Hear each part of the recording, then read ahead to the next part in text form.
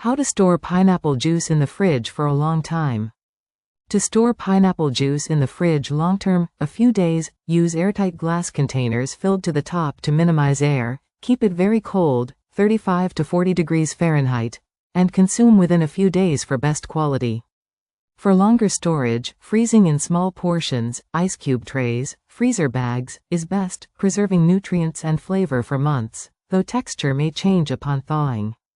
Short-term fridge storage, 3 to 7 days, container. Use airtight glass jars to prevent chemical reactions and oxidation. Fill completely. Leave minimal headspace, air, to slow spoilage. Cold and dark. Store in the back of the fridge, 35 to 40 degrees Fahrenheit, away from light, which degrades nutrients. Cleanliness. Ensure juicing equipment is clean and non-metallic. Long-term storage, weeks to months. Freeze. Pour juice into silicone ice cube trays or freezer-safe bags, leaving space for expansion. Thaw. Thaw frozen juice in the fridge and stir or shake well before drinking. It's great for smoothies. When it's gone bad, toss it. Signs: mold, yeast, off smell, significant color change, or a sour taste.